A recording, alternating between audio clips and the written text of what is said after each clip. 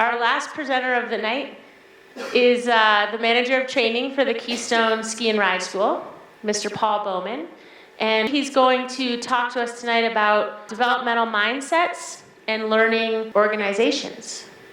So here we have Paul Bowman. Thank you.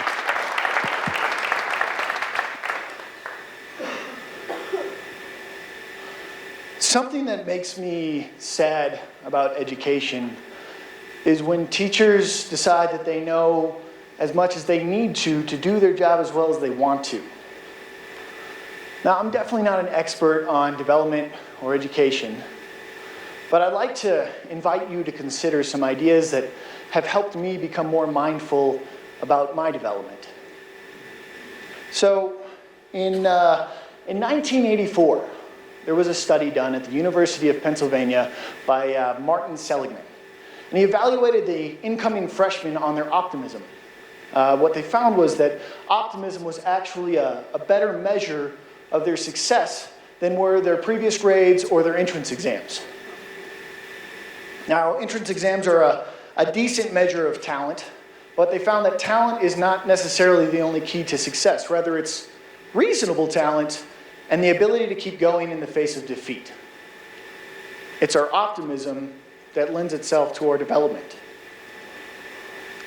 In 2006, Carol Dweck shared her research with us in a book called Mindset. And she spoke to two mindsets specifically, a growth mindset and a fixed mindset.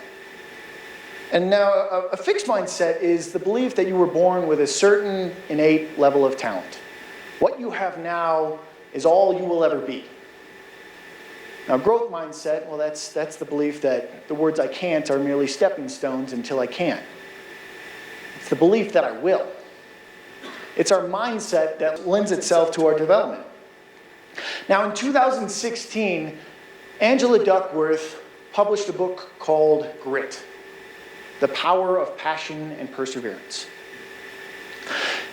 And the interesting thing about that is consistently, they found that those who were the grittiest were always rating a little bit higher in perseverance than they were passion. And that is to say, even when the passion is gone, even when the struggle is real, when it's not even fun anymore, I will still persevere. And it's our grit that lends itself to our development. Now, if we know that those who are developmentally minded consistently reach beyond expectations, why is there still novelty around this idea? Can't speak for anybody else, but for me, it's fear. I don't want to be perceived as less informed than I should be. I don't want to show you my best and then have you walk away. I think the scariest thing is when I put everything out there on the line and the only thing that remains is the knowledge that my very best wasn't good enough.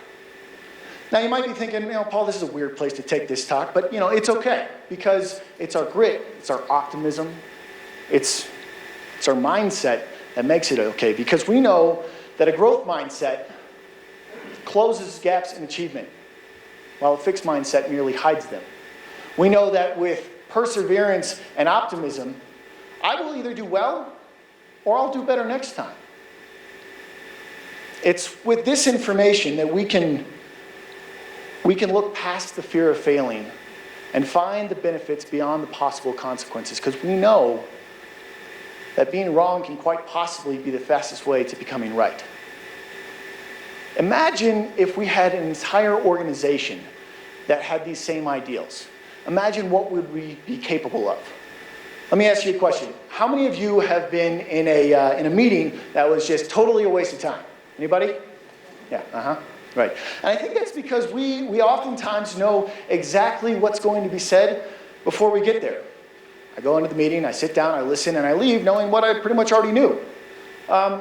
There's some ownership that we need to take on that.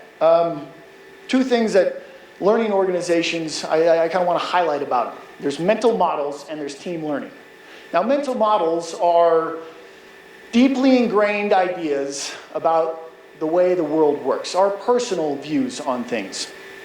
And yes, it's a framework for thinking, but it's also the borders we set around our creativity. It's the limits we set on our problem solving, because everything that you hear goes through your mental models and influences how you see the things that people are saying.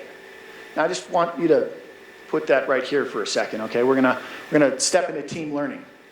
Team learning is a huge part of learning organizations. And there's a framework that goes around it.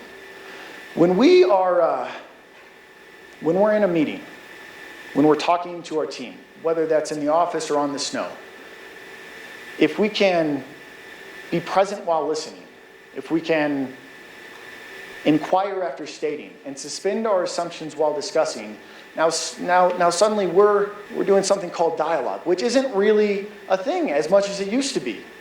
We are so busy talking at one another that we rarely talk with one another. If we are truly developmentally minded, well, we should be learning with one another. We need to find out what somebody else truly means rather than listening just enough to be able to come up with your assumptions on what they meant to say and formulate your response. Because now we're not really learning together. We're just talking at each other, and it's another wasted meeting. So I guess I would like to challenge you. It's something that's helped me a lot. Have the courage to be less informed than you would like to be.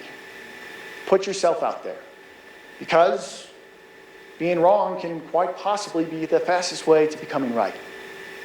Thank you, guys.